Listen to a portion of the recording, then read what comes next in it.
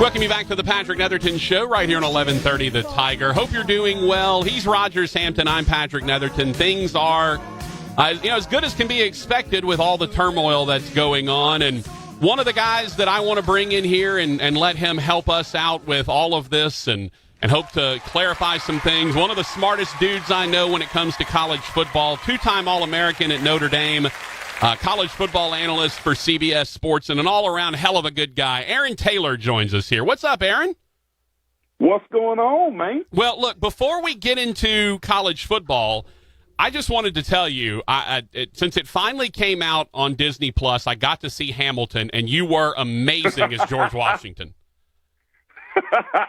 Oh, man. Well, you were responsible for me and Chris connecting via Twitter at one point. Right. Do you remember that? Yeah, of course. I'm still trying to get him to come on the show. On how you made the light-skinned beige bromance come to be. Yeah, the hashtag Beige Alliance that you two got in. Yeah, so basically I just commented on the fact that I had seen Chris Jackson in a different show called CSI, Bull, which he is in, and I had never seen Hamilton.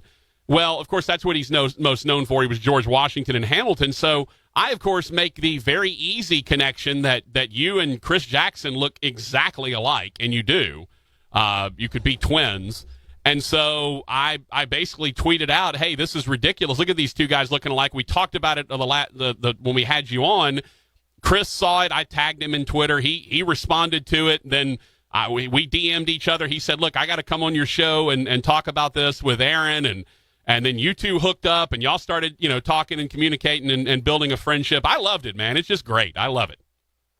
It's good, man. There's something about the Beige Alliance, and it was fun. And he's so damn talented, man, that when Disney Plus released it, I mean, Chris Childers saw it for the first time. That was like the first time that on a mass scale, people kind of realized how closely we favored each other in the way that we looked. Unfortunately, I didn't have half the talent that cat does, and probably less of that than his money that he's got. But it was fun, man, and he's so talented. And God, what an incredible opportunity that he's had to do the things that he's done and built a career on the other side of entertainment. Why to do it on the football field smelling like bacon? Well, look, I've got to imagine that those costumes they wore probably didn't smell too great after 8 shows a week.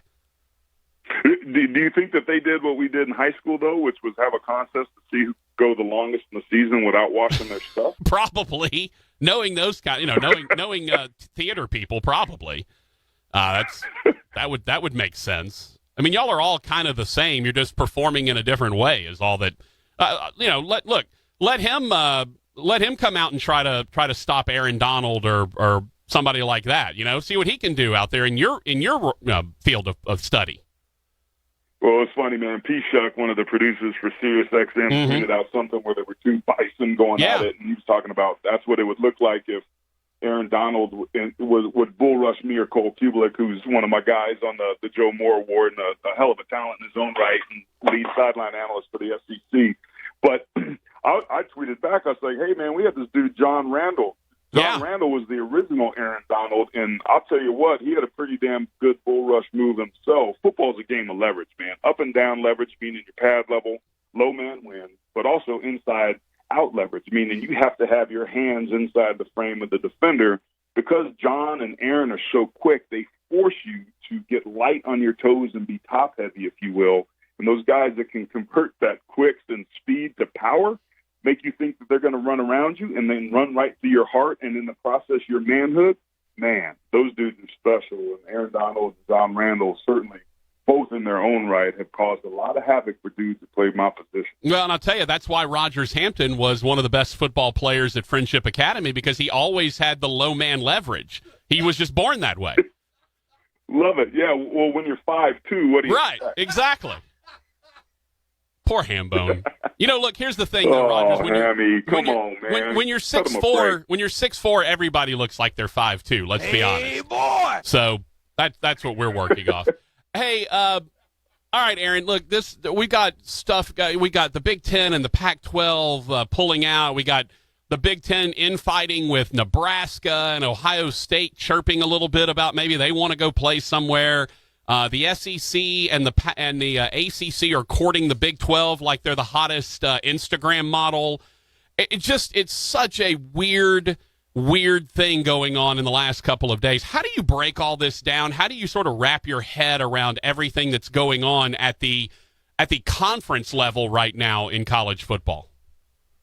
Well, man, I tell you what, every night I go to bed, I hope that I sleep, fall into a coma, and wake up at some point and realize that this was all just some bad, scary dream. Yeah.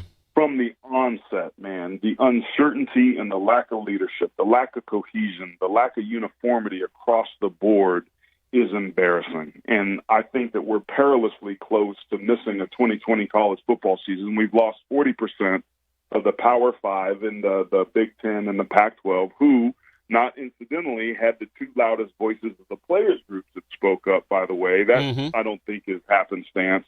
But the lack of leadership across the board at this time in our country and in our sport has been a head-scratcher, man. And I think the thing that concerns me the most is that these players who work so hard are having to sit in this place of uncertainty with no answers, and now they don't even know what's going to happen with their scholarships for the players that are sitting out and the seasons are canceled.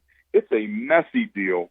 There's been no leadership. There's been no unified voice. And at the end of the day, I think we're all going to end up paying a hell of a price as a result. Well, and it brings me to two things. One, your buddy and mine, Tim Brando, has been preaching for decades, basically, that we need a czar of college football. And he's absolutely right. There needs to be some sort of centralized leadership because the NCAA, and a lot of people don't know this, and I think they're starting to figure it out, the NCAA doesn't control the FBS level of football. They just don't. They don't have anything to do with it.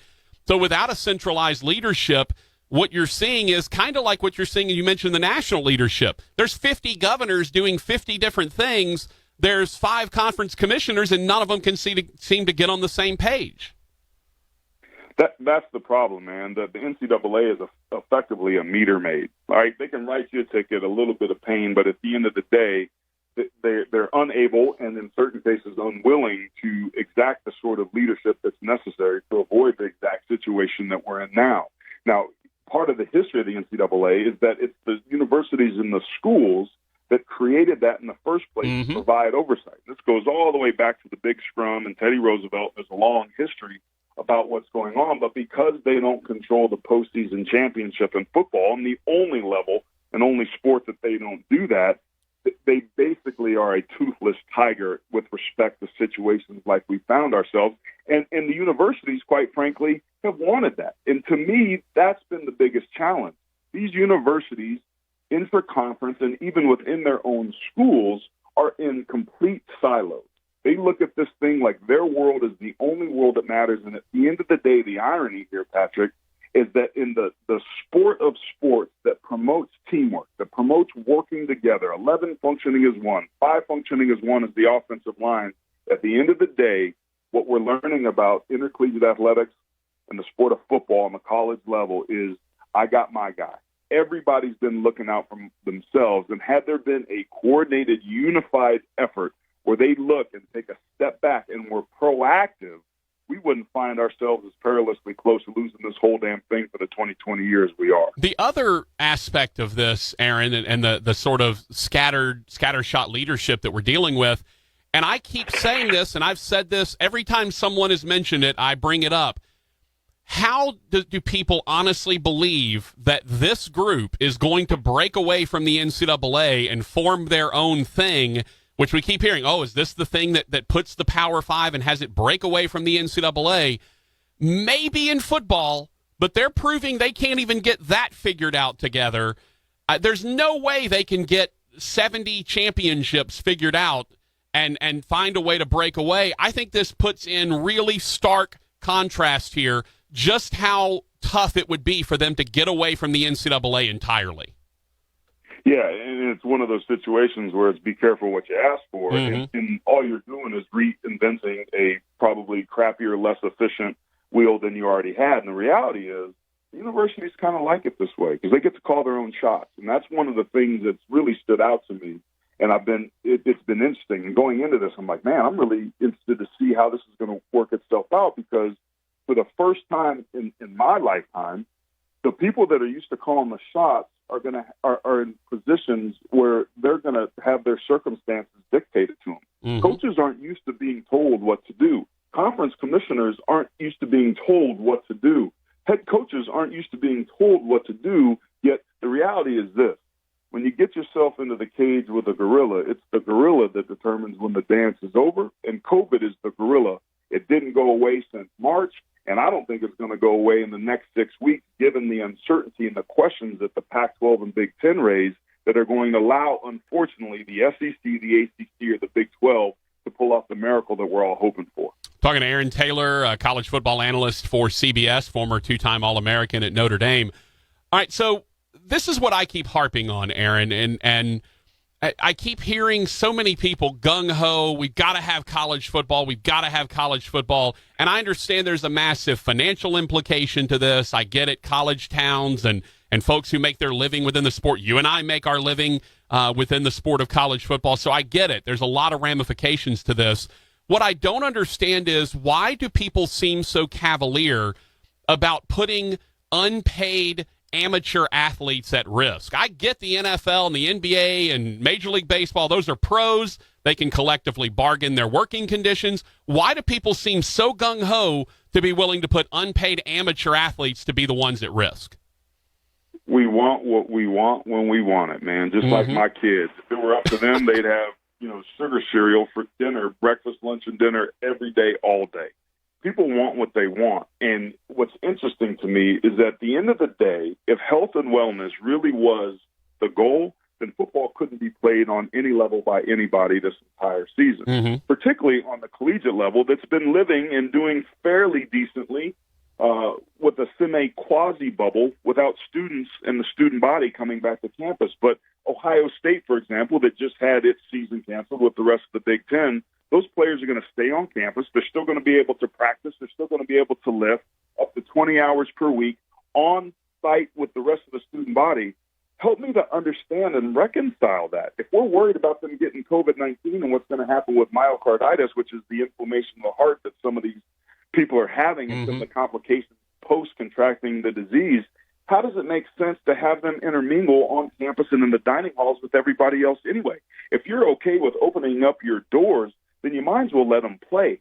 That's just one of the many inconsistencies that just doesn't add up. And at the end of the day, and it's sometimes the simplest answer is the right one, but it's follow the money. This has been driven by this need to generate the hundreds of millions of dollars that have become out of control with the spending that's intercollegiate athletics. The reality is this: behind us wanting a football season is the fact that the institution of higher learning has been in a bubble for decades.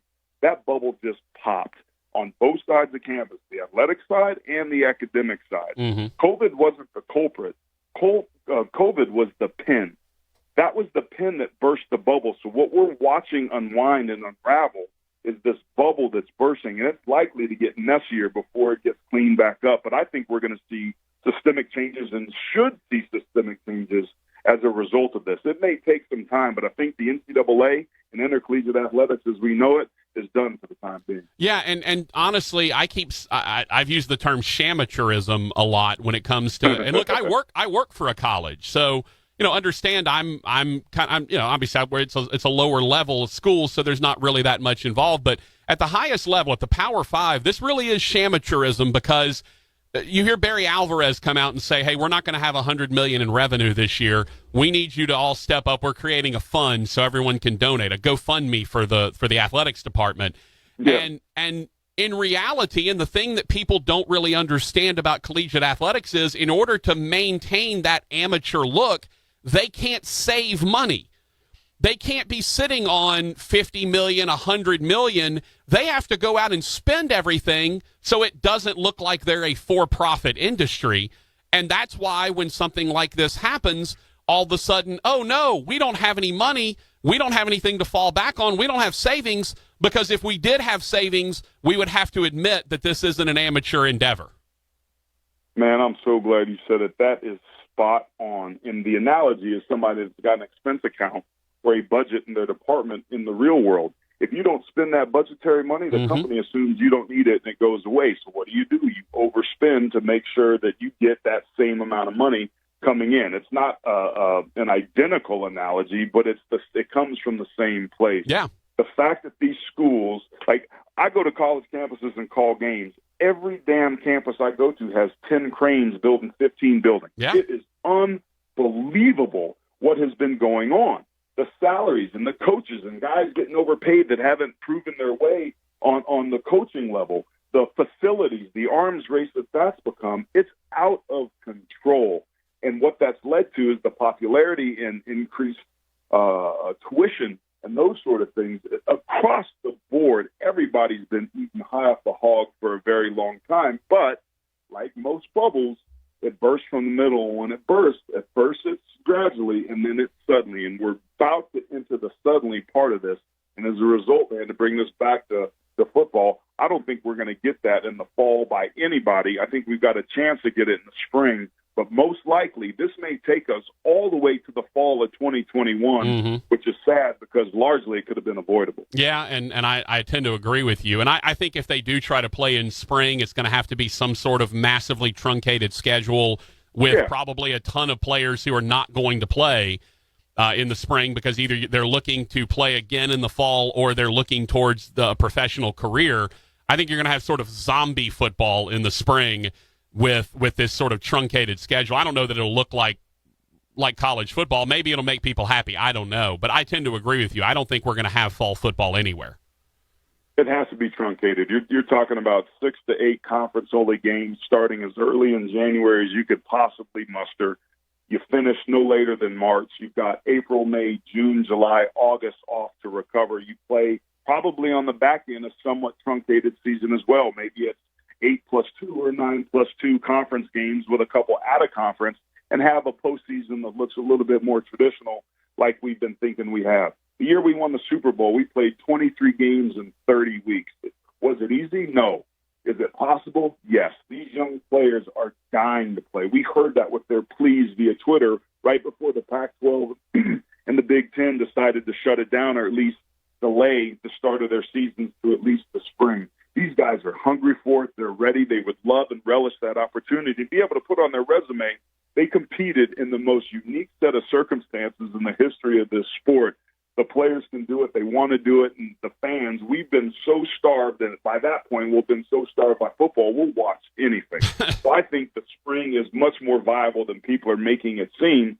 They just haven't thought about it. They put all of their eggs in the fall 2020 basket, hoping with their heads in the sand like things would work themselves out, and they didn't. And because of that lack of foresight, this whole house of cards may come crumbling down in 2020. Rogers, did you hear Aaron casually drop in? Oh, well, it was so tough that year we won the Super Bowl. How tough it was for us to go and play 23 games in 30 weeks. Like, you hear that? Yeah, the year you won the Super Bowl. I'm not listening to your complaints about the year you won the Super Bowl, Aaron. Get out of here. Hey, I love me some me, Patrick. It's a sorry dog that doesn't wag his own tail. Brian Jones taught us that, right? My boy BJ. Hey, last thing, Aaron, before I let you go, let's be honest. What you're really going to miss in fall football is briskets from Carter Blackburn. True or false? True. Yeah. His ability to not only cook a brisket, but to keep it properly stored and heated so that when it hits our plates after our Friday meetings with the coaches and production meetings, to be at the perfect temperature and perfect consistency is beyond me. He's a savant when it comes to smoking meat. And that's just one of the many talents, and for sure one of the things that I'll miss, not being able to call games with him this fall. Aaron, you're the best, man. Certainly looking forward to the next time we can get together and hang out somewhere when you're nearby. Hopefully we get to see each other, and hopefully that's sooner rather than later. Look, stay safe out there, man. Keep your head down and keep you and the family safe. We'll look forward to catching up with you soon, brother. Appreciate it, buddy. If you know anybody that's looking for a long-winded, light-skinned security guard, let me know. Okay, I will keep my eyes. Hey, we got an opening on the Patrick Netherton show as long as you don't mind not talking for most of the time. You're the best, Aaron. Thank you, brother. All right, dude. All right, Aaron Taylor, college football analyst for CBS, two-time All-American, Super Bowl champion.